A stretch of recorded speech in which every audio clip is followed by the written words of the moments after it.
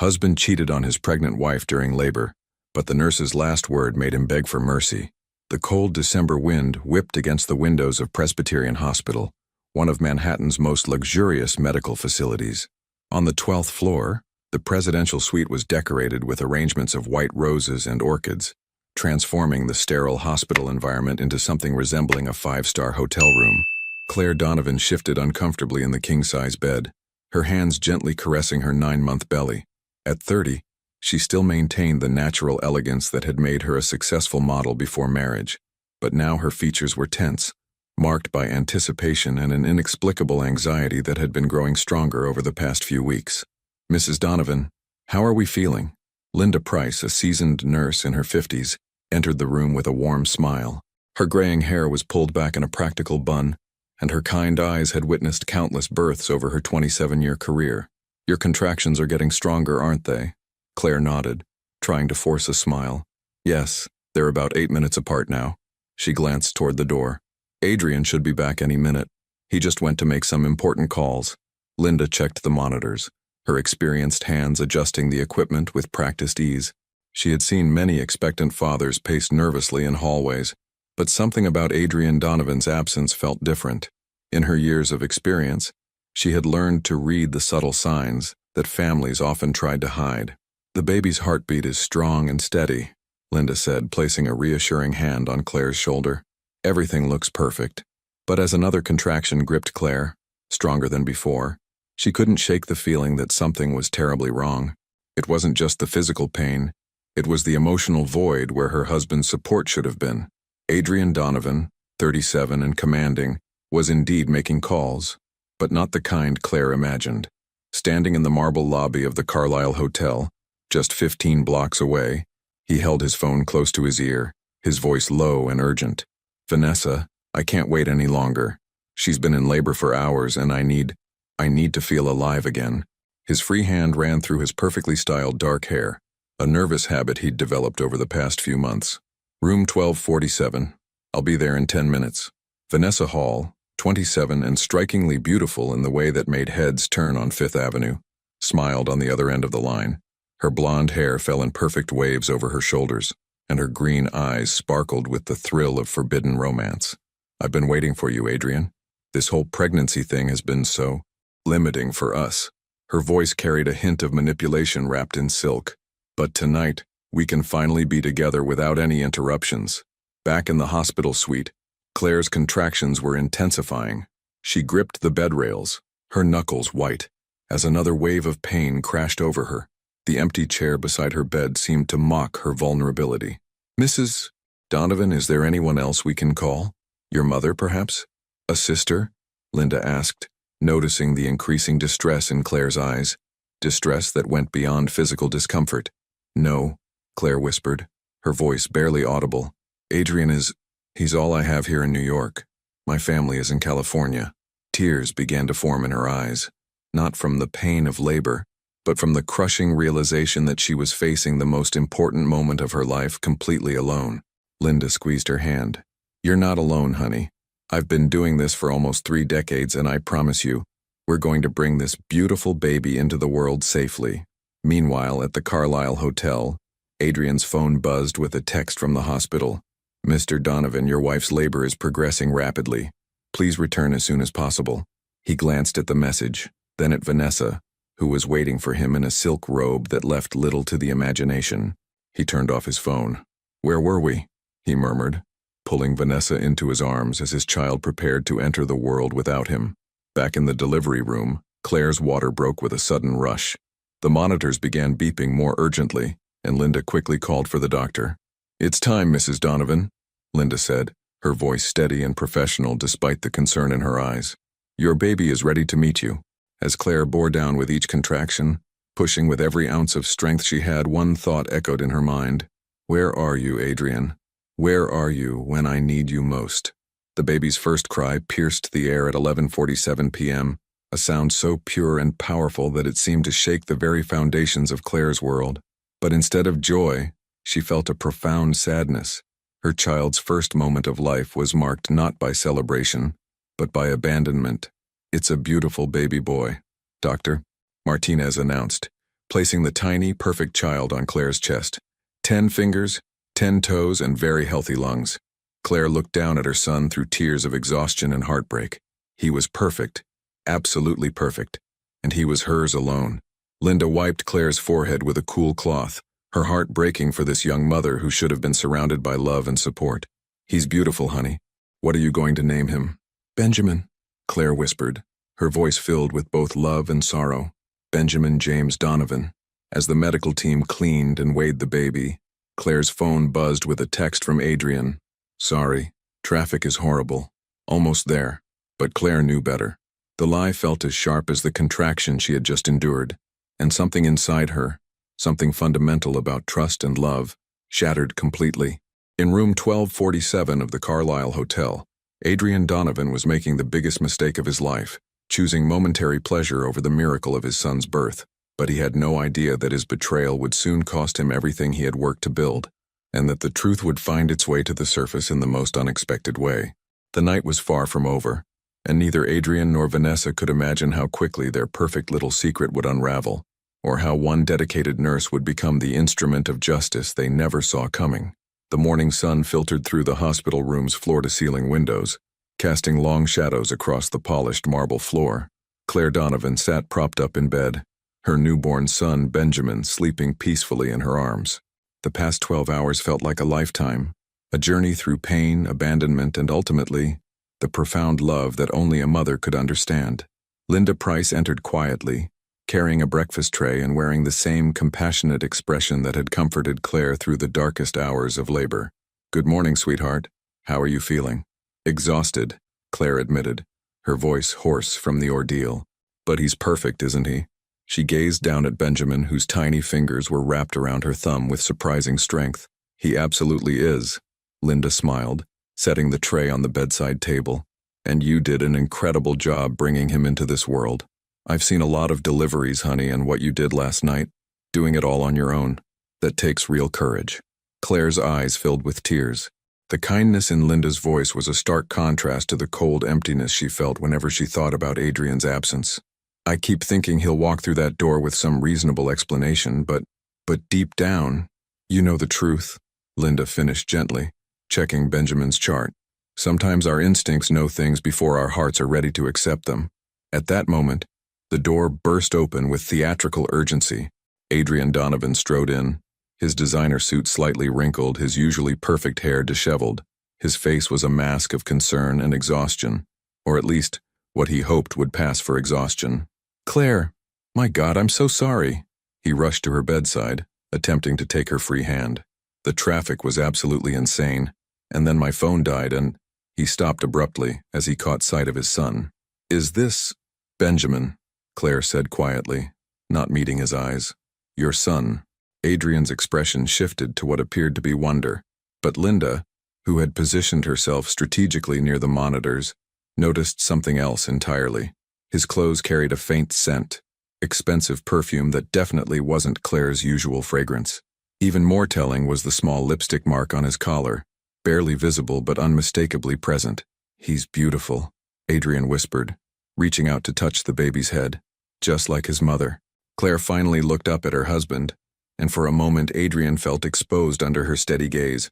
There was something different in her eyes, a clarity that hadn't been there before, as if the pain of childbirth had burned away more than just physical discomfort.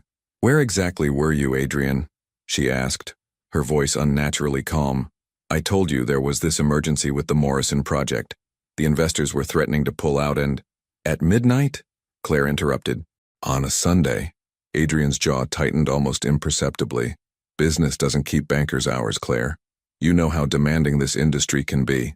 Linda busied herself with organizing medical supplies, but her ears were attuned to every word. In her experience, lies had a particular sound, a slight breathlessness, an overabundance of details that no one had asked for. "Of course," Claire said simply, turning her attention back to Benjamin. "I'm sure it was very urgent." The tension in the room was palpable. Adrian shifted uncomfortably, his phone buzzing in his pocket. He glanced at it discreetly, a text from Vanessa. "When can I see you again? Last night was incredible. I should probably call the office," Adrian said, moving toward the window. "Let them know everything went well." As he stepped away, Linda approached Claire's bedside under the pretense of checking her vitals. "Mrs. Donovan," she said quietly, "I need to ask you a few questions for our records. Standard procedure after delivery." Claire nodded, grateful for any distraction from the awkward atmosphere. "Did you have anyone else here for support during labor?" "Sometimes partners step out briefly, but they usually return within an hour or two." "No," Claire replied softly. "It was just you and Dr. Martinez." Linda made a note on her chart, but what she was really documenting was the timeline. Adrian's absence hadn't been brief. It had been complete and total abandonment during the most vulnerable moment of his wife's life. "And Mr. Donovan," Linda continued, raising her voice slightly so Adrian could hear, "what time did you leave the hospital yesterday evening?" Adrian turned from the window, his phone still in his hand. "Around 7, I think. Maybe 7:30? Linda nodded, making another note. She knew from the nursing station logs that visiting hours had ended at 8, and the security cameras would show exactly when he had left. More importantly, they would show that he never returned until this morning. "That's quite a long time to be away," Linda observed neutrally, especially when labor was progressing so quickly. "Like I said, it was an emergency," Adrian replied, his tone becoming defensive. "I came back as soon as I could." Benjamin stirred in Claire's arms, making small mewing sounds. As she adjusted his position, she caught a whiff of that unfamiliar perfume on Adrian's jacket. Sweet, floral, and definitely not the department store fragrance she wore. "Adrian," she said quietly, "could you hand me that blanket from the chair?" As he leaned over to retrieve it, the scent became unmistakable. It was the same perfume that Vanessa, his former secretary, wore, a signature fragrance that Claire had noticed during office Christmas parties and company events. "Thank you," Claire said, her voice betraying nothing as pieces of a devastating puzzle began falling into place. Linda watched the subtle interplay between husband and wife, recognizing the moment when suspicion crystallizes into knowledge. She had seen it before, the exact instant when a woman realizes that her worst fears are true. "I think I'll step out and let you three have some family time," Linda said diplomatically. "But Mrs. Donovan, if you need anything at all, you just press that call button." As the door closed behind her, Linda made her way to the nurse's station. Her colleague, Joan Martinez, looked up from her computer. "How's our new mom doing?" Joan asked. "Physically, she's recovering beautifully," Linda replied, pulling up the patient files on her screen. "But I have a feeling the real healing is going to take much longer." Back in the room, Adrian was attempting to play the role of devoted father, taking photos of Benjamin with his phone, but each smile felt forced, each endearment hollow. Claire watched him with growing certainty. The man she had married 5 years ago, the man she had trusted with her heart, her future, and now her child, had been somewhere else when she needed him most. And somehow she knew that somewhere else involved a blonde woman with green eyes and a predatory smile. As Benjamin slept peacefully in her arms, Claire made a silent promise to her son. She would protect him from the lies and betrayal that were slowly poisoning their family. She didn't know how yet, but she would find the strength to give him the life he deserved, a life built on truth, dignity, and real love. Outside the hospital room, Linda Price was already planning how to help make that promise a reality. Sometimes, she reflected, the truth needed a little assistance to find its way to the surface. And after 27 years of watching families navigate their most vulnerable moments, she had learned that justice often came in the most unexpected forms. 2 days had passed since Benjamin's birth, and the presidential suite at Presbyterian Hospital had become a stage for an increasingly uncomfortable performance. Claire sat in the reclining chair by the window, nursing her son while watching the December snow fall silently over Central Park. The peaceful scene outside contrasted sharply with the storm brewing within the confines of their luxurious room. Adrian paced near the door, his phone pressed to his ear, speaking in hushed tones about urgent contracts and investor meetings. But Claire had begun to notice patterns in his behavior, the way he stepped into the hallway for certain calls, the nervous habit of running his hand through his hair when he lied, and most tellingly, the way he couldn't quite meet her eyes anymore. "Mrs. Donovan, how's our little prince doing today?" Linda Price entered with her usual warm smile, carrying fresh linens and a small bouquet of flowers. "These came for you this morning, from your neighbor, Mrs. Hartwell. She wanted to congratulate you." Claire smiled gratefully. "That's so sweet of her. She's been like a grandmother to me since we moved to the Upper East Side." Linda began changing the bedding with practiced efficiency, but her real purpose was observation. Over the past 48 hours, she had watched Adrian's behavior with growing concern. His absences were becoming more frequent, his explanations more elaborate, and his attention to Claire and Benjamin increasingly superficial. "Mr. Donovan," Linda addressed him directly, "the pediatrician mentioned that Benjamin will need his first round of vaccinations in a few weeks. Have you and Mrs. Donovan discussed your preferences for his medical care?" Adrian looked up from his phone, slightly startled. "Oh yes, of course. Whatever Claire thinks is best. She's done all the research." It was such a typical response, delegating responsibility while maintaining the appearance of involvement. Linda made a mental note of his detachment. "Actually," Claire interjected, "we haven't discussed any of it, Adrian. You've been so busy with work that we haven't talked about pediatricians or nursery preparations or any of the things we planned to handle together." An uncomfortable silence filled the room. Adrian's phone buzzed again, and Claire watched as his eyes immediately darted to the screen. Even she could see the name Vanessa flash briefly before he turned the phone face down. "I'm sorry, sweetheart," Adrian said, his voice carrying a forced sincerity. "Once this Morrison deal closes, things will calm down and we can focus on our family." "The Morrison deal," Claire repeated slowly. "Remind me again, what exactly is the crisis that requires so much of your attention?" Adrian's jaw tightened slightly. "It's complicated. There are zoning issues, permit delays, investor concerns. Nothing you need to worry about." Linda continued her work, but she was listening intently. As a nurse who had worked with families for nearly 3 decades, she had developed an acute ability to detect marital problems. The dismissive tone Adrian used when speaking to his wife, the way he minimized her concerns, the constant phone interruptions, all classic signs of a man whose attention was elsewhere. "Mrs. Donovan," Linda said, settling into the chair beside Claire, "have you given any thought to postpartum support? Some new mothers find it helpful to have family or close friends around during the first few weeks at home." "My sister Melody wanted to fly in from San Francisco," Claire replied, "but Adrian thought it would be too much chaos with the new baby." Linda glanced at Adrian, who was now typing furiously on his phone. "What do you think, Mr. Donovan? Having family support can be really beneficial for new mothers." Adrian looked up distractedly. "Oh, sure. Whatever makes Claire comfortable." It was clear he hadn't been listening. Linda exchanged a meaningful look with Claire, who was beginning to understand that her husband's distraction went far beyond work stress. As if summoned by some cruel irony, a soft knock came at the door. Adrian quickly moved to answer it, and Claire heard a familiar voice in the hallway, sweet, melodic, and entirely unwelcome. "I hope I'm not intruding." Vanessa Hall's voice drifted into the room. "I just wanted to congratulate Claire and see the baby." Claire felt her blood run cold. Linda immediately noticed the change in her patient's demeanor, the way Claire's shoulders tensed. Her breathing became shallow, and her grip on Benjamin instinctively tightened. "Vanessa!" Adrian's voice carried a note of surprise that seemed rehearsed. "I didn't expect to see you here." Vanessa entered the room with the confidence of someone who belonged there, carrying an elaborate floral arrangement and wearing a designer dress that probably cost more than most people's monthly rent. Her blonde hair was perfectly styled, her makeup flawless, and her green eyes sparkled with what could have been interpreted as friendly interest, if you didn't know better. "Claire, you look wonderful," Vanessa said, her voice dripping with false sweetness. "Motherhood suits you, and this little angel must be Benjamin." Claire forced a smile, her instincts screaming danger. "Thank you, Vanessa. It's unexpected to see you here." Linda positioned herself protectively near Claire's chair, her nursing instincts on high alert. There was something predatory about this woman's presence, something that made the room feel smaller and more oppressive. "I hope you don't mind," Vanessa continued, setting the flowers on the windowsill.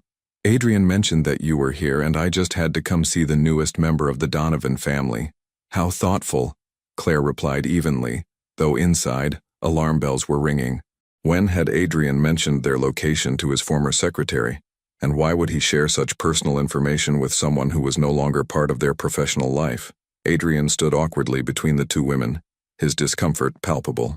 Vanessa was just, she was in the neighborhood and, actually, Vanessa interrupted with a laugh, "I was visiting a friend who's recovering from a procedure. She's here in the psychiatric wing. Such a difficult time for her. Poor thing had some kind of emotional breakdown." Linda's eyebrows raised slightly. The psychiatric wing was on the 7th floor, nowhere near the maternity suites. For Vanessa to end up here, She would have had to make a very deliberate effort to find them. What a coincidence, Claire said carefully. I hope your friend recovers quickly. Oh, she will, Vanessa replied, her smile never wavering. She's very resilient. Sometimes women just need to adjust their expectations about life, you know? The comment felt loaded with meaning, and Claire sensed an undercurrent of hostility beneath Vanessa's polished exterior. This wasn't a casual congratulatory visit. It was something else entirely. Benjamin began to fuss, and Claire automatically began rocking him. I think someone's getting hungry again, she said softly. Of course, Vanessa said, her eyes lingering on the intimate scene of mother and child. I should let you rest. Motherhood is so demanding. As she prepared to leave, Vanessa leaned down to give Adrian a brief hug. Too close, too familiar, lasting just a moment too long. Claire caught the same floral perfume that had been on Adrian's clothes, and her suspicions crystallized into cold certainty. Take care of yourself, Adrian, Vanessa murmured, her hand briefly touching his arm. Don't work too hard. After she left, the room felt charged with unspoken tension. Adrian busied himself arranging Vanessa's flowers, avoiding eye contact with both Claire and Linda. Interesting friend, Linda commented neutrally, but her tone carried undertones that Claire didn't miss. Former employee, Adrian corrected quickly. She worked as my secretary until about 6 months ago. Claire did the math. 6 months ago was when Adrian's behavior had first started changing. The late nights, the secretive phone calls, the growing distance between them. 6 months ago was also when her pregnancy had begun to show, when she had started feeling less attractive and more vulnerable. She seems very invested in your family's well-being, Linda observed, beginning to clean up the room. Vanessa is just being polite, Adrian said, but his voice lacked conviction. As evening approached and visiting hours ended, Adrian kissed Claire's forehead with mechanical affection. I need to check on a few things at the office. I'll be back first thing in the morning. After he left, Claire sat in the gathering darkness holding Benjamin, and finally allowing herself to acknowledge what she had been trying to deny. Her husband was having an affair. The woman who had just stood in her hospital room admiring her newborn son was the same woman who had been in Adrian's arms while she gave birth alone. Linda appeared in the doorway, her shift officially over, but her concern for Claire keeping her there. You know, don't you? Linda asked gently. Claire nodded, tears finally beginning to fall. I think I've known for months. I just didn't want to believe it. Linda sat down beside her, offering the comfort of someone who had seen it all before. What are you going to do? Claire looked down at Benjamin, sleeping peacefully in her arms, and felt a strength she didn't know she possessed. I'm going to protect my son, and I'm going to find out exactly how long this has been going on. You're not alone in this, Linda said firmly. Sometimes the truth needs help finding its way to the surface, and sometimes people who think they're untouchable discover that their secrets aren't as safe as they believed. As snow continued to fall outside the hospital windows, Claire Donovan began planning her next move. She might have given birth alone, but she wouldn't face this betrayal alone.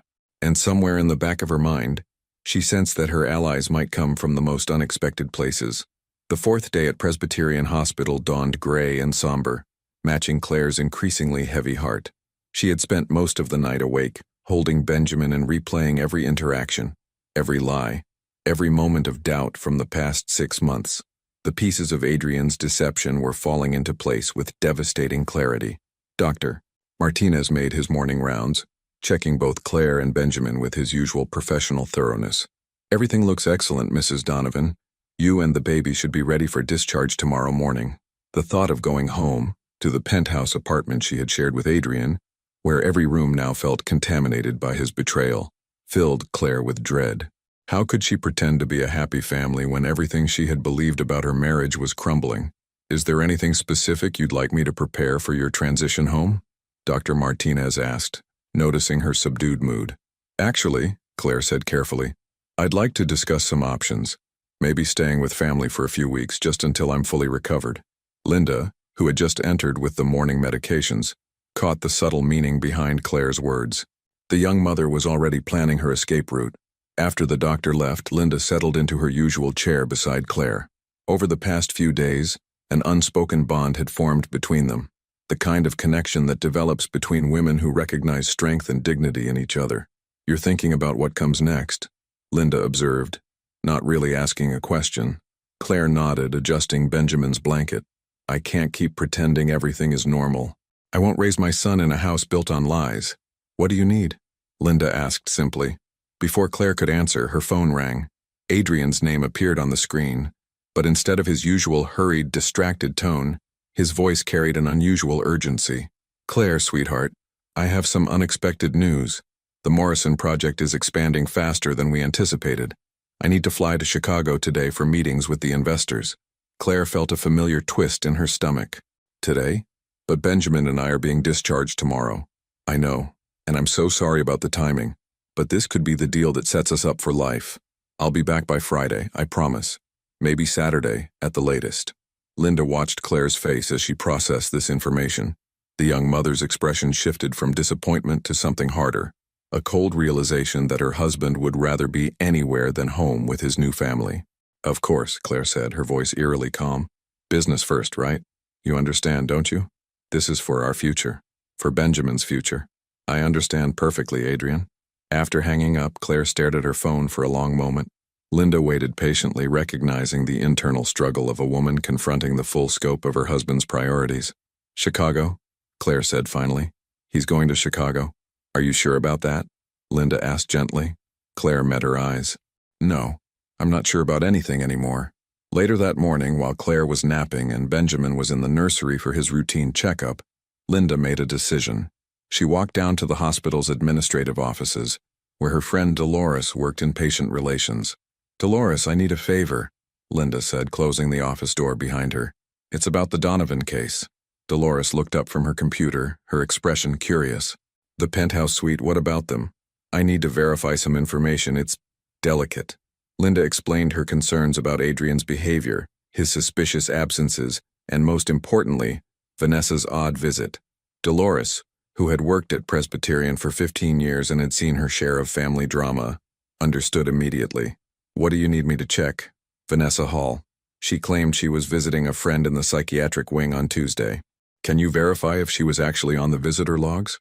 Dolores pulled up the hospital's visitor management system. After a few minutes of searching, she frowned.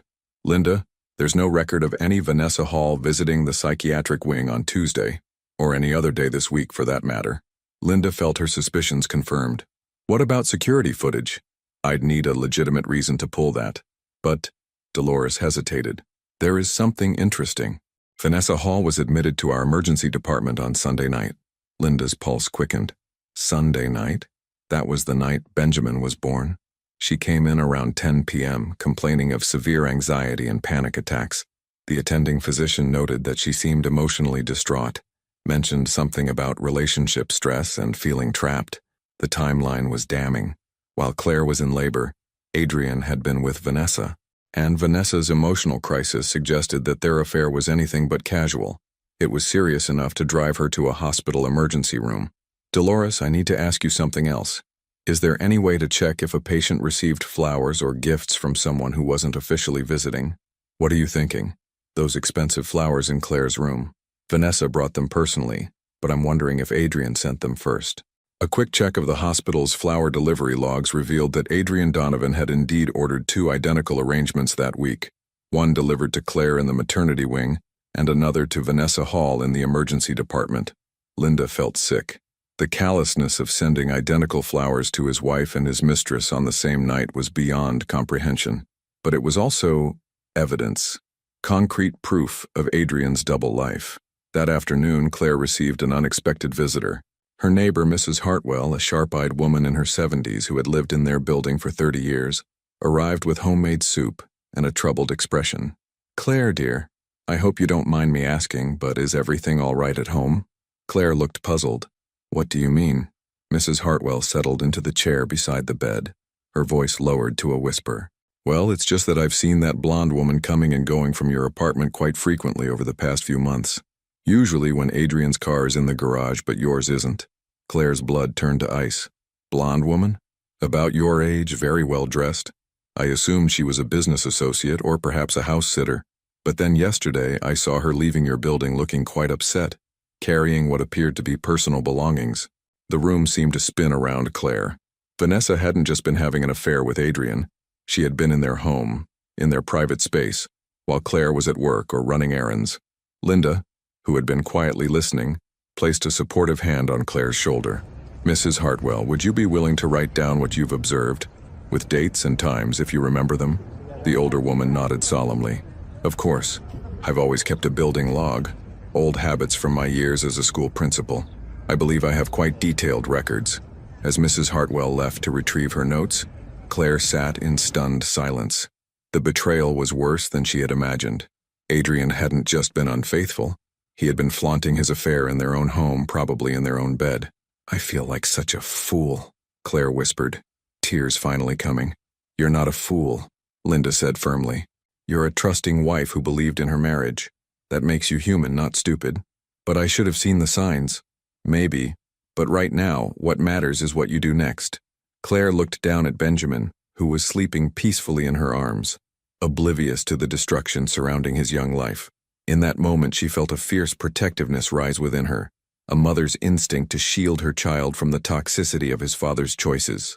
"I want to know everything," Claire said, her voice stronger than it had been in days. "Every lie, every date, every moment he chose her over us. I want the complete truth." Linda smiled grimly. "Then we're going to get it for you. Because sometimes the truth has to be fought for, and sometimes it comes from the most unexpected sources." As the afternoon sun cast long shadows across the hospital room, Claire Donovan began to understand that her old life was over.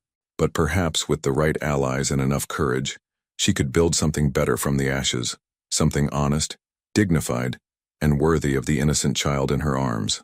The gathering storm was about to break, and when it did, Adrian Donovan would discover that his web of lies had been carefully documented by people he had never even noticed.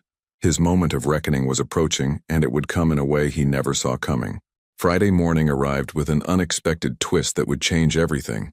Claire was scheduled for discharge in just a few hours, and she had spent the night mentally preparing for the confrontation that awaited her at home. But as she fed Benjamin his morning bottle, Linda entered the room with an expression that was both grim and determined. "Claire, I need to tell you something important," Linda said, closing the door behind her. "But first, I want you to know that everything I'm about to share with you is documented and verifiable." Claire's heart began to race. "What did you find?" Linda pulled up a chair and opened a manila folder she had been carrying. "Vanessa Hall was admitted to our emergency department on Sunday night, the same night Benjamin was born. She was treated for severe anxiety and panic attacks." "Sunday night?" Claire's voice was barely a whisper. "The timing gets worse. Adrian ordered identical flower arrangements that night, one for you and one for Vanessa in the emergency room. The delivery logs show both orders placed at 11:52 p.m., just 5 minutes after Benjamin was born." Claire felt as though the air had been sucked from her lungs. While she had been holding their newborn son for the first time, Adrian had been thinking about his mistress's emotional crisis. "There's more," Linda continued gently. "Mrs. Hartwell brought me her building logs. Vanessa has been visiting your apartment regularly for the past 4 months. Always when your car wasn't in the garage, but Adrian's was." The betrayal felt like a physical blow. Claire clutched Benjamin closer, drawing strength from his innocent presence. 4 months, she repeated. "I was 6 months pregnant when it started. I'm so sorry, honey, but I wanted you to have the complete truth before you go home." At that moment, Claire's phone buzzed with a text from Adrian. "Flight delayed. Won't be back until Sunday evening. Miss you both." Claire stared at the message, then looked up at Linda with newfound resolve. "He's not in Chicago, is he?" "I don't know for certain, but—" Linda hesitated. "Would you like me to help you find out?" Before Claire could answer, there was a soft knock at the door. Linda opened it to find Dolores from Patient Relations, looking unusually flustered. "Linda, I'm sorry to interrupt, but there's something you need to know. Vanessa Hall just checked into room 207, the same room she was in Sunday night, and this time, she specifically requested that no one be informed of her admission." Claire and Linda exchanged a meaningful look. "What floor is room 207? Claire asked. "7th floor, Dolores replied. "The psychiatric observation wing." Linda made a decision that would prove to be the catalyst for everything that followed. "Claire, would you like to take a walk? Get some fresh air before you go home?" Claire understood immediately. "I think Benjamin and I could use some exercise." 30 minutes later, Linda pushed Claire's wheelchair toward the elevator, with Benjamin sleeping peacefully in his carrier. To any observer, it looked like a routine trip around the hospital, except they weren't stopping at the garden level. The seventh floor had a different atmosphere than the maternity wing. Quieter, more sterile, with the kind of hushed tension that surrounded people in emotional crisis. Linda had called ahead to her colleague nurse Patricia, who worked in psychiatric care. "Room 207 is at the end of the hall," Patricia whispered, as they approached the nurse's station. "The patient has been here since yesterday evening. She's been agitated. Keeps talking about someone named Adrian and how everything is falling apart." As they moved quietly down the hallway, Claire's pulse quickened. She didn't know what she expected to find, but she knew that whatever was behind that door would either confirm her worst fears or provide some impossible explanation that could salvage her marriage. Linda positioned the wheelchair near the slightly open door of room 207. From inside they could hear Vanessa's voice. Not the polished, confident tone Claire remembered, but something raw and desperate. "Can't keep doing this, Adrian. I gave up everything for you. My job, my apartment, my self-respect, and for what? So you can play happy family while I hide in hospital rooms?" Claire's breath caught. Adrian's voice responded, tired and irritated. "Vanessa, we've been through this. The timing is delicate. Claire just had the baby, and with the business expansion—" "The business expansion?" Vanessa's voice rose. "Is that what we're calling it now? You missed your son's birth to be with me, and now you can't even commit to leaving her? Keep your voice down," Adrian hissed. "And it's not that simple. There are financial considerations, custody issues." "You promised me," Vanessa interrupted, her voice breaking. "You promised that after the baby was born we could be together openly. You said Claire would never need to know, that you'd handle everything quietly." Claire felt the world tilt on its axis. They had planned this. While she was pregnant, trusting and vulnerable, they had been plotting the destruction of her family. "I need more time," Adrian said. "Claire is fragile right now. If I leave too suddenly—" "Fragile?" Vanessa laughed bitterly. "She had your baby alone, Adrian. Alone. While you were here, holding my hand through a panic attack because I couldn't handle the guilt anymore." Linda placed a supportive hand on Claire's shoulder, feeling her patient trembling with suppressed emotion. "That's not how it happened," Adrian protested weakly. "Isn't it? You chose me over her in the most important moment of her life, and now you're too much of a coward to follow through on what that choice means." There was a long pause, followed by the sound of Adrian's phone ringing. Claire watched through the crack in the door as he answered it, his face going pale. "Mrs. Hartwell? What? No, I'm not in Chicago. Why are you asking about my apartment?" Claire's neighbor had perfect timing. Mrs. Hartwell's voice was loud enough to hear through the phone. "Well, Adrian, I was just wondering because that nice nurse from the hospital called asking about visitor logs. She seemed very interested in the blonde woman who's been coming and going from your place." Adrian's face went white. "What nurse? What visitor logs?" "Linda Price, I believe her name was. Such a professional young woman. She's been taking very good care of Claire, and she wanted to verify some information about your business associate." Adrian ended the call abruptly and turned to Vanessa with panic in his eyes. "We have a problem. Someone's been investigating us." At that moment, Linda made her move. She knocked firmly on the door and entered without waiting for permission, pushing Claire's wheelchair into the room. "Mr. Donovan," Linda said with professional calm, "I'm surprised to find you here. Weren't you supposed to be in Chicago on business?" The silence that followed was deafening. Adrian stood frozen, his mouth opening and closing like a fish out of water. Vanessa, pale and hollow-eyed in her hospital gown, stared at Claire with a mixture of guilt and defiance. Claire looked at her husband, really looked at him, and saw him clearly for perhaps the first time in years. The charm, the confidence, the smooth explanations, all of it crumbled in the face of being caught in his own web of lies. "Hello, Adrian," Claire said, her voice steady despite the storm raging inside her. "I see you've been taking very good care of Vanessa during her emotional difficulties."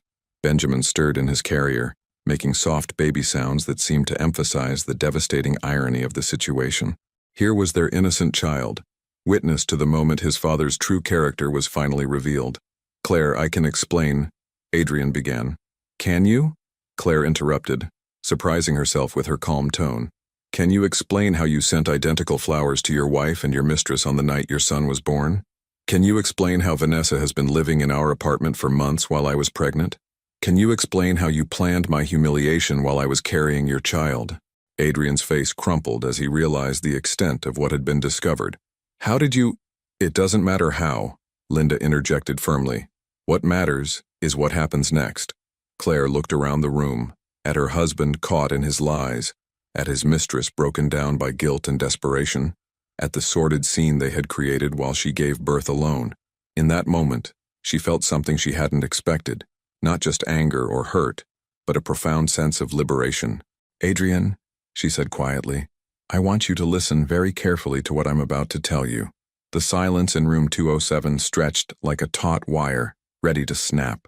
Claire looked directly into Adrian's eyes, seeing him truly for the first time, not as the successful businessman she had married, not as the devoted father he pretended to be, but as a man whose cowardice and selfishness had cost him everything that mattered. Adrian, Claire repeated, her voice carrying a strength that surprised even her. I want you to understand something very clearly. While I was bringing our son into this world alone, you were here planning the destruction of our family. That tells me everything I need to know about who you really are.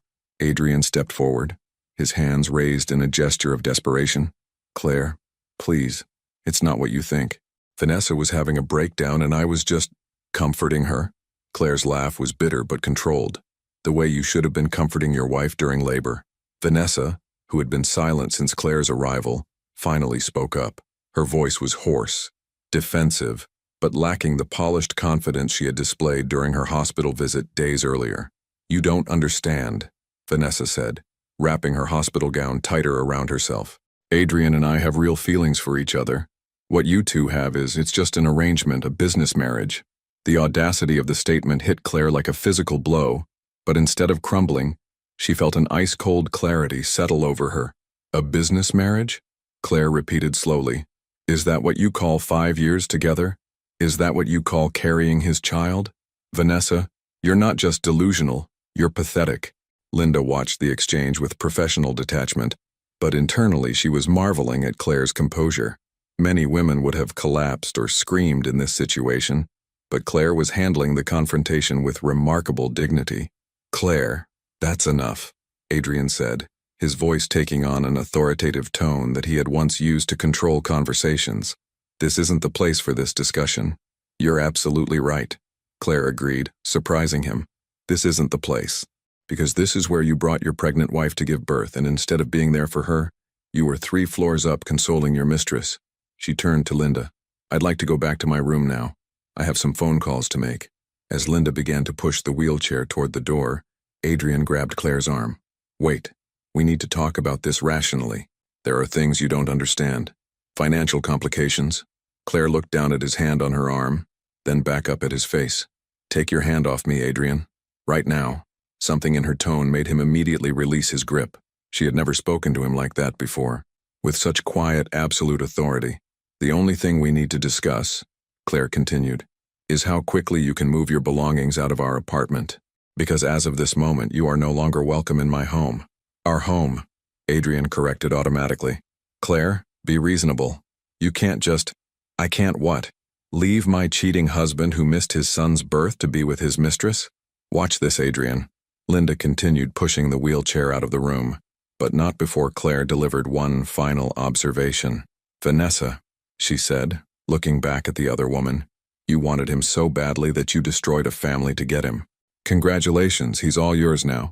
But remember, if he'll cheat with you, he'll cheat on you. Good luck with that. The elevator ride back to the maternity wing was silent, except for Benjamin's soft breathing. When they reached Claire's room, Linda helped her back into bed and then closed the door firmly. How are you feeling? Linda asked, settling into her familiar chair. Numb, Claire admitted, but also relieved? Does that make sense? Perfect sense. The uncertainty was probably worse than knowing the truth. Claire's phone began ringing almost immediately. Adrian's name appeared on the screen, but she declined the call. It rang again and again. He's persistent, Linda observed.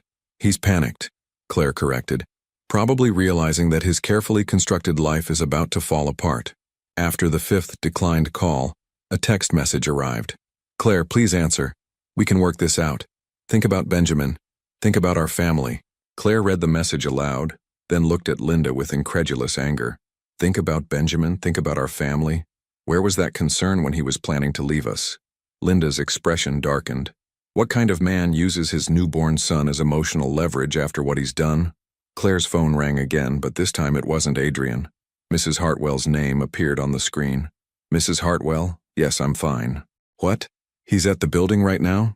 Linda could hear the older woman's agitated voice through the phone. Claire, dear, Adrian just arrived with a moving truck. He's removing things from your apartment, and frankly, some of the neighbors are asking questions. Should I call building security? Claire's mind raced. Adrian was acting fast, probably trying to secure his financial assets before she could react legally. Mrs. Hartwell, yes, please call security. Tell them that Adrian Donovan does not have permission to remove anything from apartment 12A without my written consent. And could you possibly take some photographs of what's happening? Of course, dear. I've already started. After hanging up, Claire immediately dialed another number. Hello, I need to speak with Attorney Robertson, please. This is Claire Donovan, and I have an urgent situation. While Claire arranged for emergency legal protection of her assets, Linda made a call of her own. She contacted Dr. Martinez to request an extension of Claire's hospital stay for an additional 24 hours. Medical necessity? Dr. Martinez asked. Emotional trauma and stress-related complications, Linda replied truthfully. The patient has just discovered some very disturbing information about her family situation. I believe an extra day of medical observation is warranted. When Claire finished her legal calls, she found Linda smiling grimly. You have 24 more hours here, Linda announced. Enough time to get your legal protections in place before you have to face whatever chaos Adrian has created at home. Thank you, Claire said, feeling overwhelmed by Linda's continued support. I don't know what I would have done without you. You would have figured it out, Linda replied confidently. You're stronger than you realize. As if summoned by their conversation, Adrian appeared in the doorway. His usually immaculate appearance was disheveled, his tie loosened, his hair messed from running his hands through it. Claire, we need to talk. Now. No, we don't, Claire replied calmly, not even looking up from feeding Benjamin.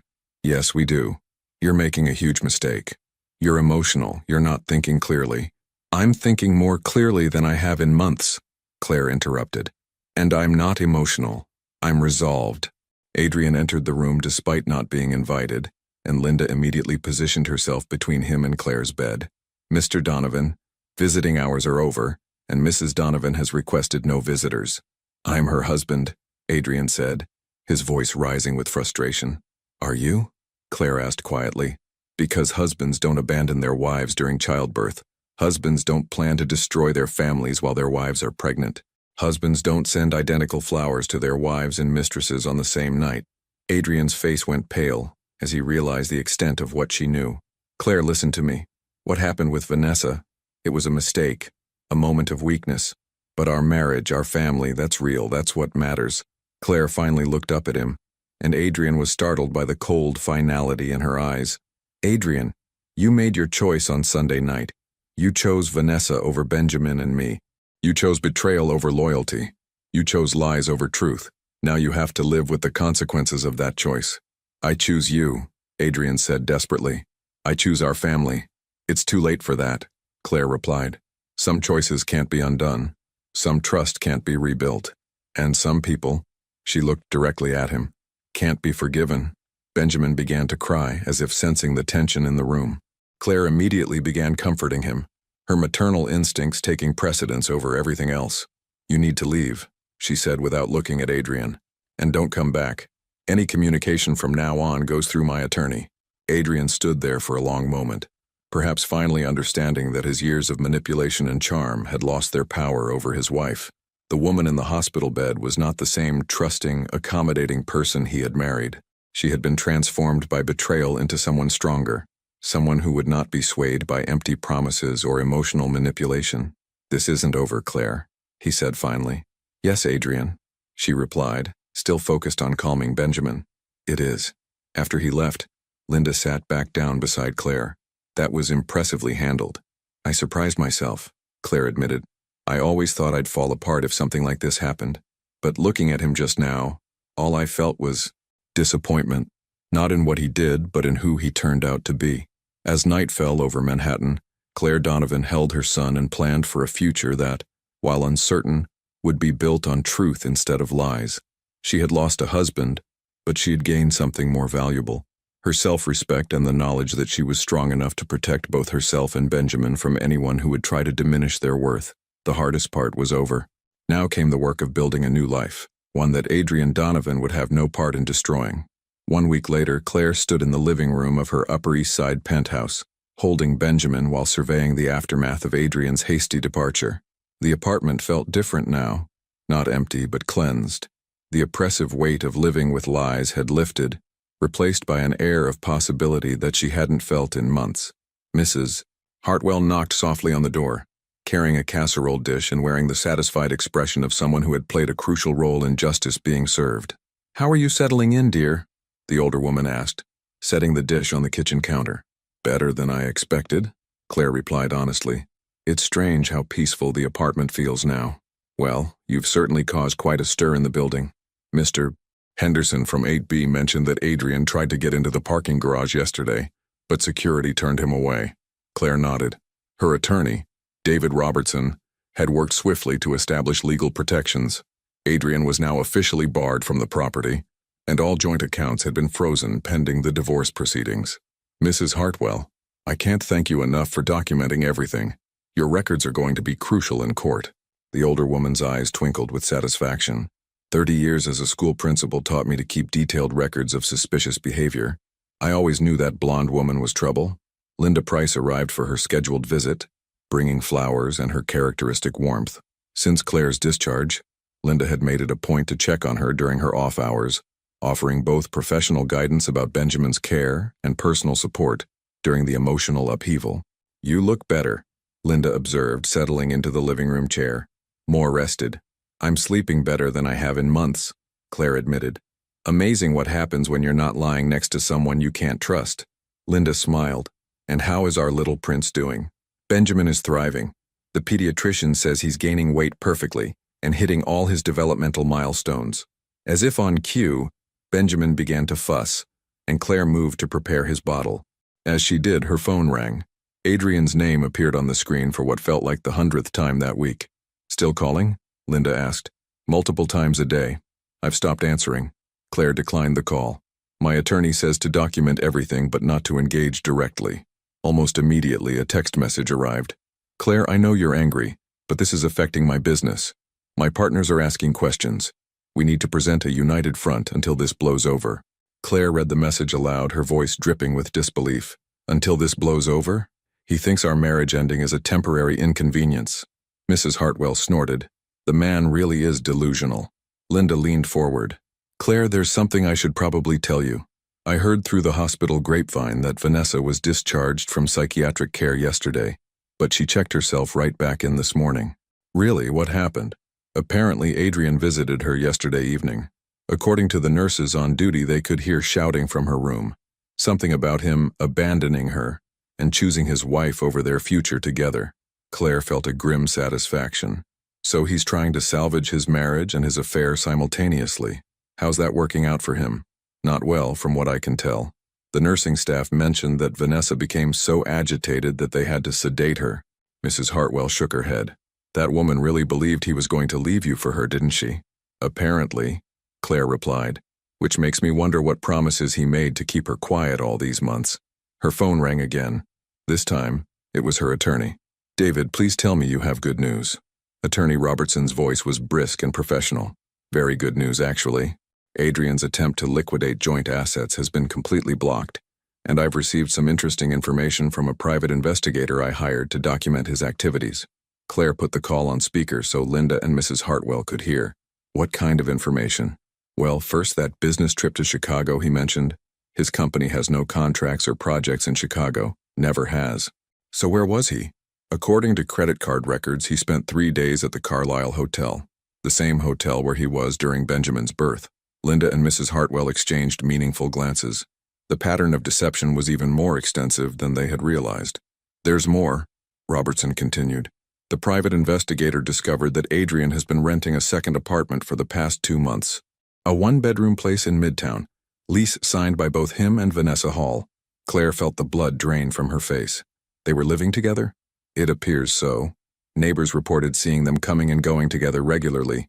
The investigator also found evidence that Adrian had been gradually moving personal items and valuable artwork from your penthouse to this second apartment. The betrayal kept getting deeper.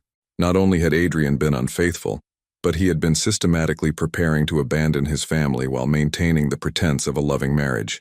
David, what are our legal options? Extensive. Given the evidence of adultery, financial deception, and abandonment during childbirth, we can pursue a fault-based divorce with significant alimony and child support.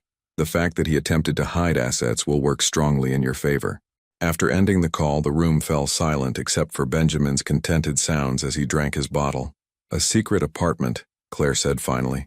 They were playing house while I was pregnant. Linda reached over and squeezed her hand.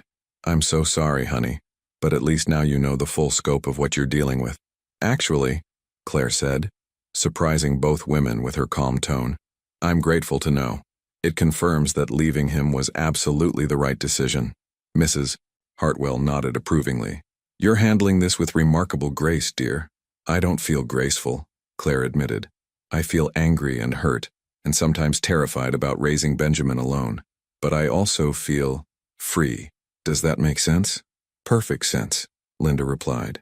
You're grieving the marriage you thought you had, but you're also celebrating your escape from the marriage you actually had. That evening, after her visitors had left, Claire sat in the nursery rocking Benjamin before his bedtime. The room was painted in soft blues and greens, with a mobile of tiny airplanes that Adrian had picked out during one of his brief moments of engaged fatherhood. She had thought about changing the decor to erase all traces of him, but decided that Benjamin deserved to know his father had at least tried to prepare for his arrival, even if he had failed in every other way. Her phone buzzed with another text from Adrian. Claire, I saw the legal papers. This is getting out of hand. I made mistakes, but destroying our family isn't the answer. Think about Benjamin. He needs his father. This time, Claire decided to respond. Benjamin needed his father on the night he was born. He needed his father to be faithful to his mother. He needed his father to choose his family over his mistress. Since you failed on all counts, Benjamin and I will be just fine without you. The response came immediately. I'm not giving up on us. Claire typed back, there is no us.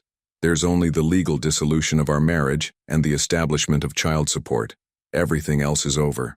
When Adrian called immediately after receiving her text, Claire turned off her phone entirely. Later that night, as she prepared for bed in her empty apartment, Claire realized that for the first time in months, she wasn't dreading the morning. The uncertainty was frightening, but it was an honest uncertainty, not the false security of living with someone who was systematically betraying her trust. In the kitchen, she found a note that Mrs. Hartwell had left with the casserole. Dear Claire, you are stronger than you know, braver than you feel, and more loved than you realize. Benjamin is lucky to have you as his mother. The best is yet to come. Claire smiled, feeling tears of gratitude rather than sorrow. She had lost a husband, but she had gained something invaluable, a community of people who genuinely cared about her well-being, and the knowledge that she could handle whatever challenges lay ahead. Tomorrow would bring new difficulties, custody negotiations, financial arrangements, the challenge of single parenthood, but tonight, she would sleep peacefully, in her own bed, in her own home, with her beautiful son safe beside her. The consequences of Adrian's betrayal were indeed unfolding, but not in the way he had expected. Instead of destroying Claire, his actions had revealed her strength. Instead of preserving his carefully constructed life, his lies had cost him everything that truly mattered. And in a psychiatric ward across town, Vanessa Hall was discovering that winning a cheating man's attention was a very different thing from winning his loyalty. Some victories, she was learning too late, were actually defeats in disguise. 3 weeks had passed since Claire's discharge from the hospital, and the ripple effects of Adrian's exposed betrayal were spreading far beyond their personal lives. What he had hoped to keep private was becoming increasingly public, and the carefully cultivated image he had built over years was crumbling with devastating speed. Claire sat in her attorney's office, Benjamin sleeping peacefully in his carrier beside her chair. David Robertson spread several documents across his mahogany desk, his expression one of professional satisfaction, mixed with genuine concern for his client. The good news, Robertson began, is that we've secured temporary full custody and a substantial monthly support payment. The judge was particularly unsympathetic to Adrian's behavior given the circumstances of Benjamin's birth. And the not-so-good news? Claire asked, though she was learning to approach each challenge with increasing confidence. Adrian is fighting the support amount, claiming financial hardship. He's also demanding shared custody, arguing that his relationship with Vanessa was a temporary lapse in judgment that doesn't affect his ability to be a father. Claire's jaw tightened. He abandoned his son's birth for another woman. How is that not relevant to his fitness as a father? Oh, it absolutely is. Which brings me to some interesting developments. Robertson pulled out a folder marked Donovan Construction, Internal. It seems Adrian's business partners are having their own concerns about his judgment. Claire leaned forward. What do you mean? Apparently, word has gotten out about his affair and the circumstances of Benjamin's birth. In their social and business circles, this kind of behavior reflects poorly on the company's reputation. Several major clients have quietly expressed concerns about doing business with someone they view as untrustworthy. The irony wasn't lost on Claire. Adrian had always prioritized his business reputation above everything else, and now his personal failures were threatening the very thing he had sacrificed his family to protect. There's more, Robertson continued. The investigator discovered that Adrian had been using company resources to support his relationship with Vanessa. Company credit cards for hotel rooms, business dinners that were actually personal dates, even using the company car for personal trips to the apartment they shared. Is that illegal? It's grounds for termination and possible criminal charges for embezzlement. His business partners are conducting their own investigation now. As if summoned by their conversation, Claire's phone buzzed with a call from Linda, who had become a close friend over the past weeks. Claire, are you sitting down? Linda's voice carried an unusual mixture of concern and dark satisfaction. I'm in my lawyer's office. What's happening? I just got off shift at the hospital and you're not going to believe what I witnessed. Adrian showed up in the psychiatric wing trying to see Vanessa. Claire put the call on speaker so Robertson could hear. What happened? Security had to escort him out. Apparently, Vanessa refused to see him and became so agitated that she had to be sedated again. But here's the interesting part. The whole incident happened in the main lobby, in front of several prominent families who were visiting other patients. Robertson raised an eyebrow. Did anyone recognize him? Oh, yes, Linda continued. The Williamses were there visiting their son who had surgery, and so were the Montgomerys. Both families move in the same social circles as Adrian and Claire. By now, half of the Upper East Side knows that Adrian Donovan was barred from visiting his psychiatric patient mistress. Claire felt a complex mix of emotions. She took no pleasure in public humiliation, but she was grimly satisfied that Adrian's actions were finally having natural consequences. That afternoon, Claire decided to take Benjamin for a walk through Central Park. The December air was crisp but not bitter, and she found the routine of normal activities therapeutic. As she pushed the stroller along the familiar paths, she encountered Isabel Montgomery, a woman she knew from various charity events. Claire! Isabel approached with obvious concern. How are you, dear? And this must be your beautiful baby. Thank you, Claire replied warmly. Benjamin is doing wonderfully. Isabel hesitated for a moment, then spoke with the careful diplomacy of someone navigating sensitive social territory. I hope you don't mind me saying, but you look absolutely radiant. Motherhood clearly agrees with you. It does, Claire agreed. I'm discovering strengths I didn't know I had. Well, Isabel said carefully, I think what you're doing is incredibly brave, and I want you to know that you have a lot of support in the community. What happened? Well, it reflects very poorly on Adrian's character, not yours. Claire realized that Isabel was delicately referring to the affair without stating it directly. The conversation confirmed what Linda had suggested. Word was spreading through their social circle, and the court of public opinion was decidedly in Claire's favor. Thank you, Claire said simply. That means more than you know. As they parted ways, Claire reflected on how different this interaction felt from the social encounters she had experienced as Adrian's wife. Instead of surface-level pleasantries, there was genuine warmth and respect. People were seeing her as an individual, not as half of a couple. That evening, Mrs. Hartwell knocked on Claire's door with her usual evening check-in. But this time she carried a bottle of wine and wore an expression of barely contained excitement. Claire, dear, you'll never guess what happened in the lobby today, she began before even sitting down. Tell me, Claire said, settling into her favorite chair with Benjamin. Adrian came by around noon, demanding to speak with the building manager about getting his access restored. Mr. Peterson very politely explained that legal documentation prevented him from overriding the security restrictions.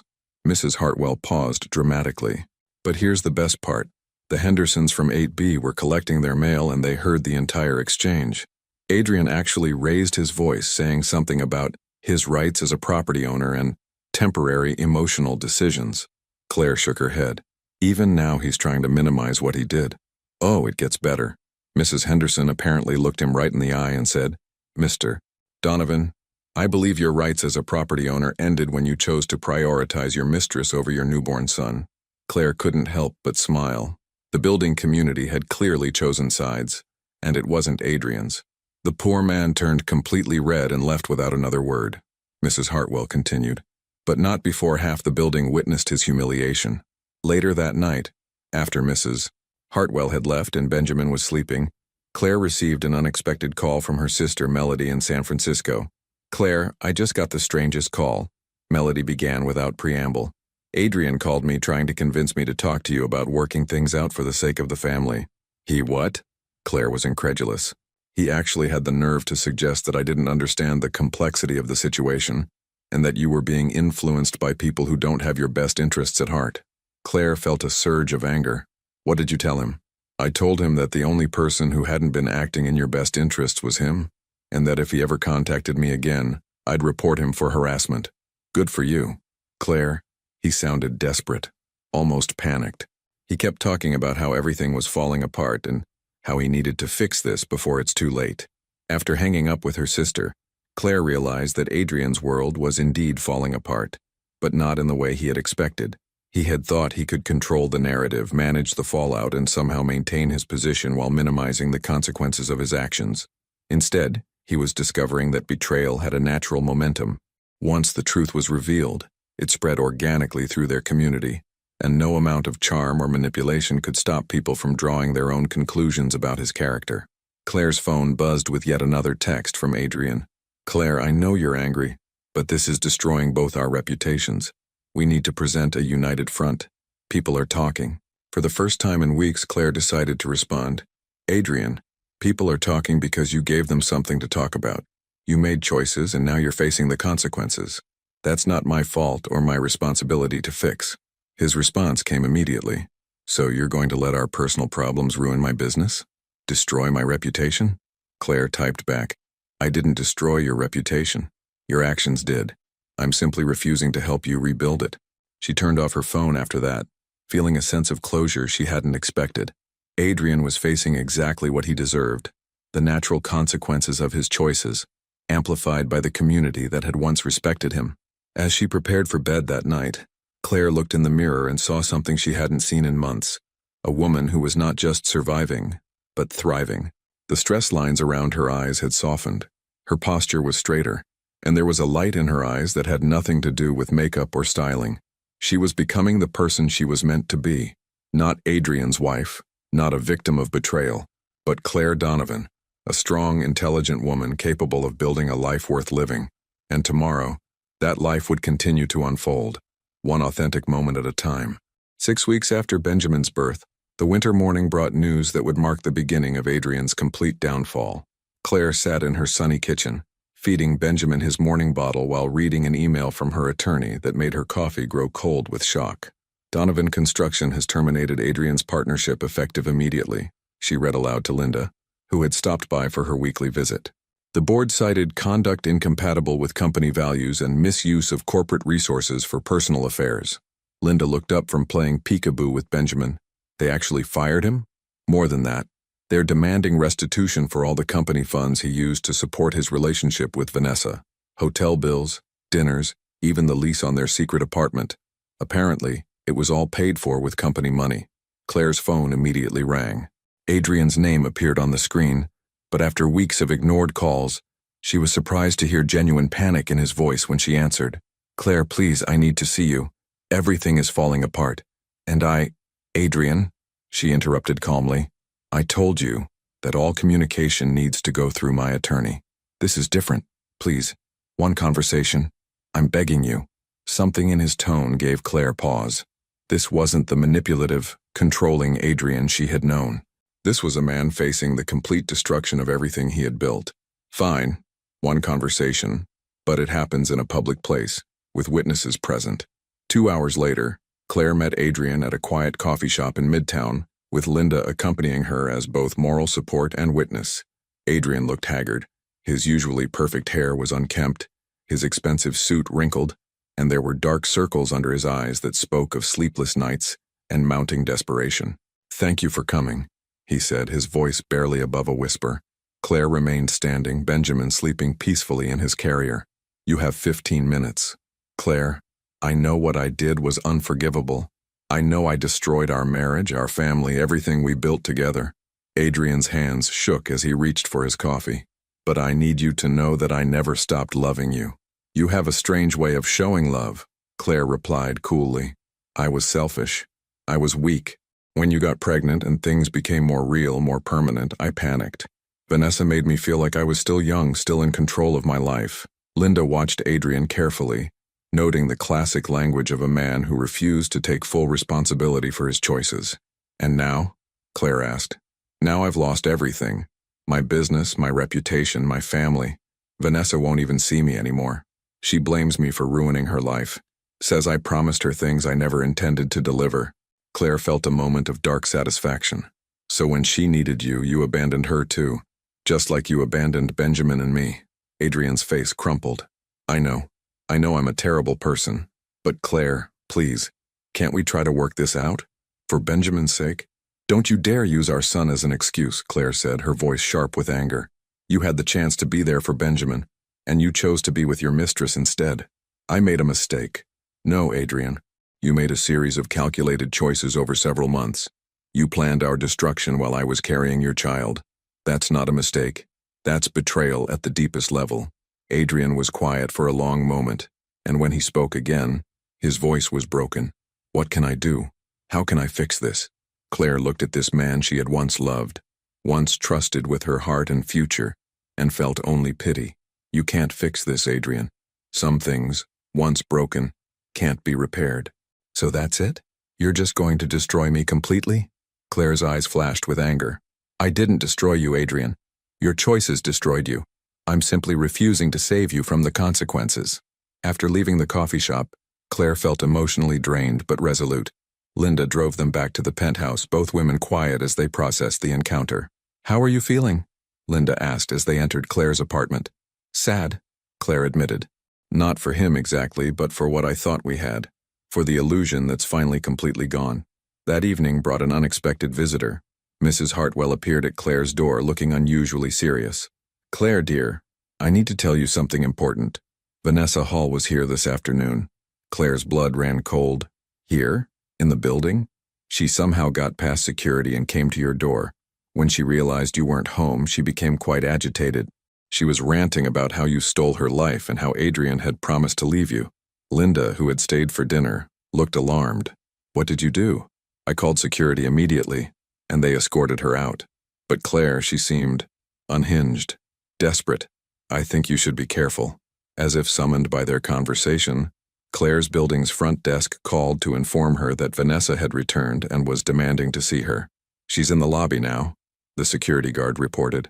"She's claiming to have important information about Mr. Donovan, but she seems emotionally unstable. Should we call the police?" Claire made a decision that surprised even herself. "No, send her up, but have security wait outside my door." 10 minutes later, Vanessa Hall stood in Claire's living room looking nothing like the polished, confident woman who had visited the hospital weeks earlier. Her blonde hair was unwashed and pulled back in a messy ponytail. Her designer clothes had been replaced with jeans and a wrinkled sweater, and her eyes held a wild, desperate quality that spoke of someone who had lost everything. "You," Vanessa said, pointing an accusing finger at Claire. "You destroyed everything." "I destroyed everything?" Claire repeated incredulously. "Vanessa, you're the one who had an affair with a married man. He was going to leave you." Vanessa's voice rose to near hysteria. "He promised me we'd be together after the baby was born. We had plans, a future, a life mapped out."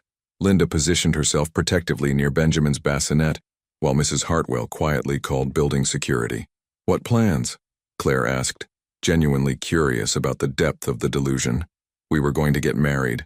He was going to divorce you quietly, give you enough money to be comfortable, and we were going to build a life together. He said you'd be fine, that you were strong enough to handle it." Claire felt a chill run down her spine. He was planning to divorce me? Of course he was. Everything was arranged. The new apartment, the business restructuring, even the timing. Right after the baby was born, so you'd be too exhausted and emotional to fight him properly. The calculated cruelty of it took Claire's breath away. Adrian hadn't just been having an affair. He had been orchestrating her humiliation and abandonment with military precision. But then, Vanessa continued, her voice breaking, when everything fell apart, when people found out, he blamed me. He said it was all my fault, that I had pressured him, that he never really intended to leave you. And now? Claire asked quietly. Now he won't even take my calls. I've lost my job, my apartment, my reputation. I'm staying in a motel and working as a waitress. Vanessa's composure cracked completely. He destroyed my life and then abandoned me just like he abandoned you. Claire felt an unexpected moment of sympathy for this broken woman, but it was quickly replaced by resolve. Vanessa, I'm sorry that Adrian lied to you too, but you made the choice to have an affair with a married man. You made the choice to participate in planning the destruction of my family. Those were your decisions and these are the consequences. But it's not fair, Vanessa sobbed. He promised me everything, and now I have nothing. You're right, Claire said quietly. It's not fair. It's not fair that you believed his lies. And it's not fair that I trusted him completely. But fairness isn't the issue anymore. The issue is what we do with the truth. Security arrived at that moment, gently but firmly escorting Vanessa from the building. As the door closed behind them, Claire sank into her chair, emotionally exhausted. My God, Linda breathed. They actually planned your entire destruction. Mrs. Hartwell shook her head in disgust. That man is even worse than I thought. Claire looked down at Benjamin, who had slept peacefully through the entire encounter, and felt a fierce surge of protective love. At least now I know the complete truth, and I know that leaving him was the only choice that could have saved us. As the evening wound down and her friends prepared to leave, Claire realized that Vanessa's visit, traumatic as it had been, had provided a final piece of closure. She now understood the full scope of Adrian's betrayal and, more importantly, she had seen what her own future might have looked like if she had trusted him to handle things quietly. Instead, she had chosen to fight for herself and for Benjamin, and in doing so, she had not only saved her own dignity, but had exposed the truth before Adrian could execute his carefully planned destruction of their family. The next chapter of her life was about to begin, and it would be written entirely on her own terms. 3 months after Benjamin's birth, spring was beginning to show its first tentative signs in Central Park. Claire sat on a bench outside the playground, watching toddlers chase each other while Benjamin slept peacefully in his stroller. The divorce had been finalized the week before, and for the first time in nearly a year, she felt genuinely at peace. Linda approached with 2 coffee cups and the satisfied smile of someone who had watched justice prevail. How does it feel to be officially free? Liberating, Claire replied, accepting the warm cup gratefully. And terrifying. And exciting. All at the same time. That sounds about right for a new beginning. Claire's phone buzzed with a text from her attorney. Final child support payment has been deposited. Adrian's compliance has been excellent since the court ruling. The divorce settlement had been more favorable than Claire had dared hope. The judge, particularly disturbed by the circumstances of Benjamin's birth and the evidence of premeditated deception, had awarded Claire the penthouse, substantial monthly support, and full primary custody, with Adrian receiving only supervised visitation rights. Any word from Adrian lately? Linda asked. He sends a card for Benjamin every week, Claire replied. Always the same message. Daddy loves you and misses you. He's been consistent about the supervised visits, but, she paused. It's like he's going through the motions. I don't think he knows how to be a father without the performance of being a husband. Mrs. Hartwell appeared around the corner, walking her small terrier and carrying her usual afternoon smile. At 73, she had become an unexpected but cherished part of Claire's support system. How are my favorite neighbors? She asked, settling onto the bench beside them. Thriving, Claire said simply, and well-deserved. Speaking of which, I have some gossip you might find interesting. Mrs. Hartwell's eyes twinkled with mischief. I ran into Patricia Williams at the grocery store yesterday. She mentioned that Adrian has been seen around town with a new woman. A brunette this time. Apparently they met at some business networking event. Claire felt a brief flicker of something. Not jealousy, but a kind of sad recognition. Already? Some people never learn, Linda observed grimly. Actually, Claire said thoughtfully, I feel sorry for her. Whoever she is, she has no idea what she's getting into. You're remarkably gracious about it, Mrs. Hartwell noted. I'm not gracious, Claire replied with a smile. I'm just grateful it's not my problem anymore. Linda looked at her friend with admiration. You know, Claire, I've been thinking about everything that's happened, and I'm amazed by how you've handled it all. You could have been bitter, vengeful, angry, and no one would have blamed you. Oh, I was angry, Claire admitted. Furious, actually. But I realized that holding on to that anger would only poison my own life and Benjamin's. Adrian and Vanessa made their choices and they're living with the consequences. My job isn't to punish them, it's to build something better for my son and myself. Mrs. Hartwell nodded approvingly. That's real wisdom, dear. You know what I've learned? Claire continued, watching Benjamin sleep peacefully. Forgiveness isn't about excusing someone's behavior or pretending it didn't hurt. It's about refusing to let their actions control your future. Adrian betrayed me in the worst possible way, but I won't let his betrayal define who I become. As they chatted, a familiar figure approached from across the park. Dr. Martinez, still wearing his hospital ID badge, waved as he jogged over. Claire, how wonderful to see you, and this must be Benjamin. Dr. Martinez, what a nice surprise. Are you visiting the park? My daughter's ballet class is just around the corner. I have 30 minutes to kill. He leaned over to look at Benjamin, who had just woken up and was blinking at the world with curious eyes. He's beautiful, Claire. Absolutely perfect. Thank you. He's been such a good baby. Sleeping through the night, eating well, meeting all his developmental milestones. And you? How are you adjusting to single motherhood?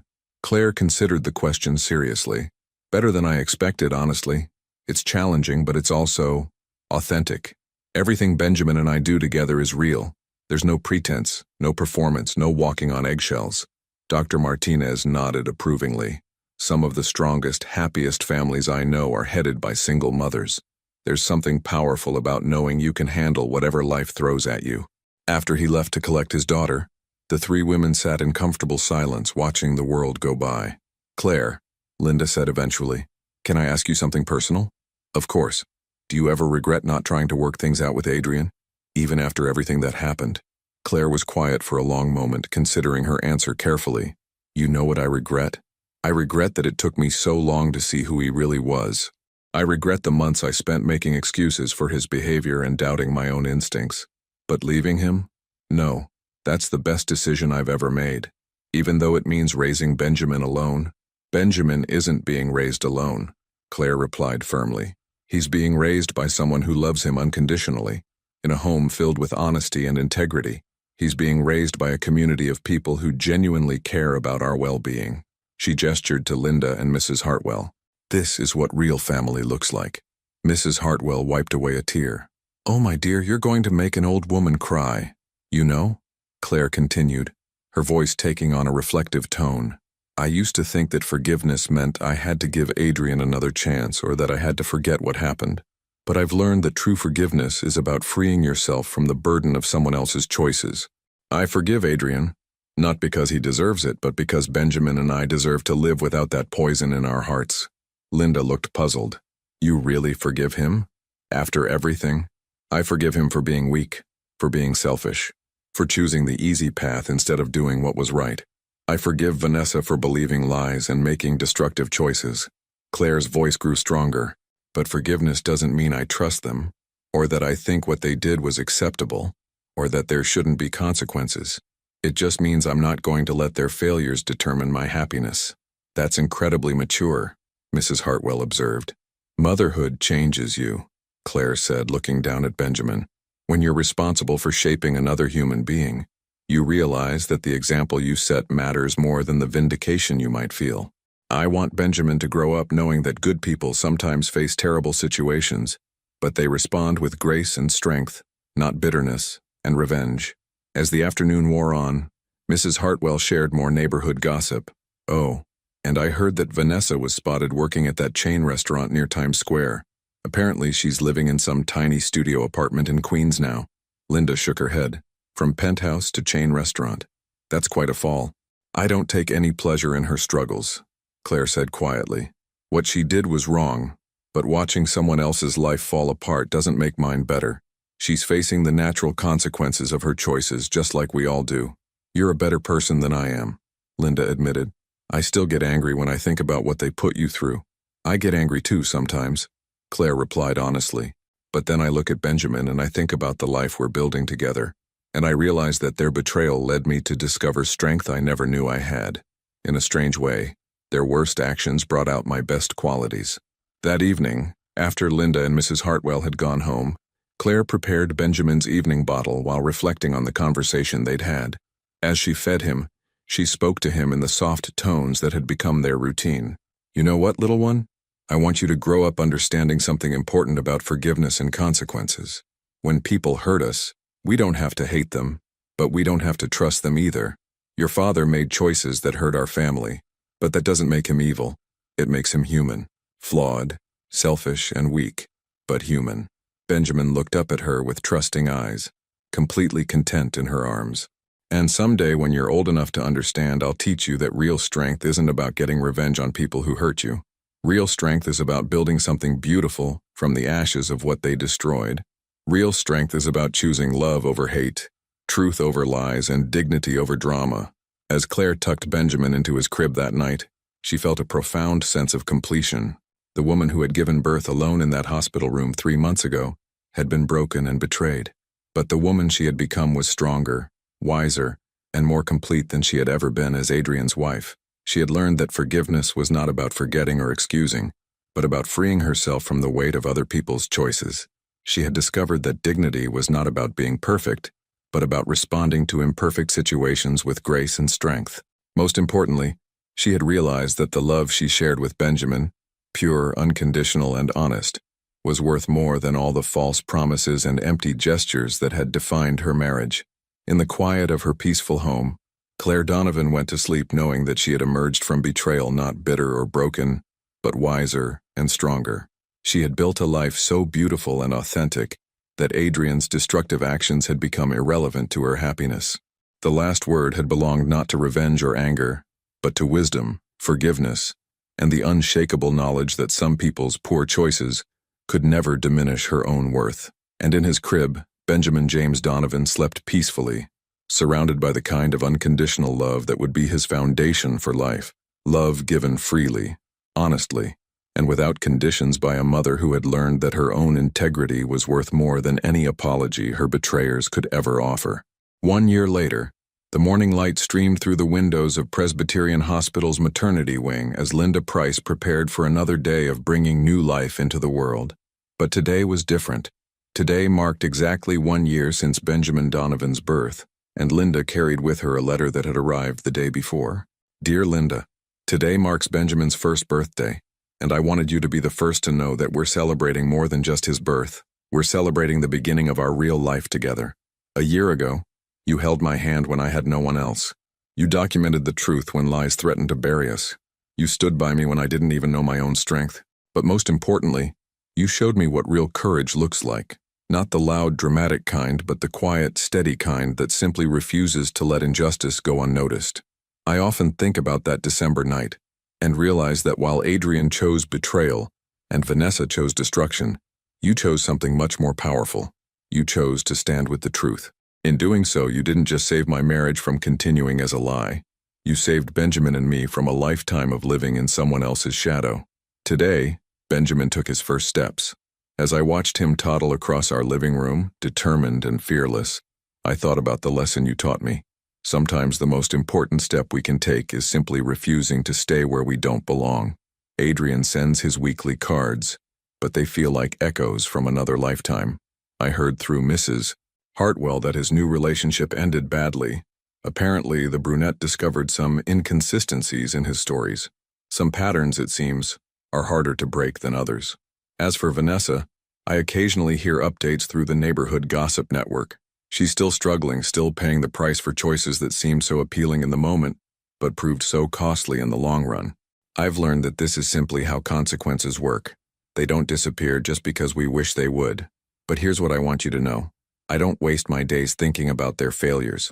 Instead, I spend my time building something beautiful with Benjamin. He's walking now, laughing constantly, and growing up in a home where truth is valued over convenience, where love is given freely rather than earned through performance, and where dignity matters more than popularity. Linda, you once asked me if I regretted not trying to work things out with Adrian. Today I can answer that question with absolute certainty. The only thing I regret is not trusting my instincts sooner. Leaving that hospital room a year ago, broken but determined, was the beginning of the best chapter of my life. I've learned that betrayal, as painful as it is, can be a gift. It strips away illusions and forces you to discover who you really are underneath all the roles you've been playing. It teaches you that your worth isn't determined by someone else's ability to appreciate it. Most importantly, I've learned that the last word doesn't always belong to the person who speaks loudest or longest. Sometimes the last word belongs to the person who chooses to live with integrity, who builds rather than destroys, who responds to hate with dignity rather than revenge.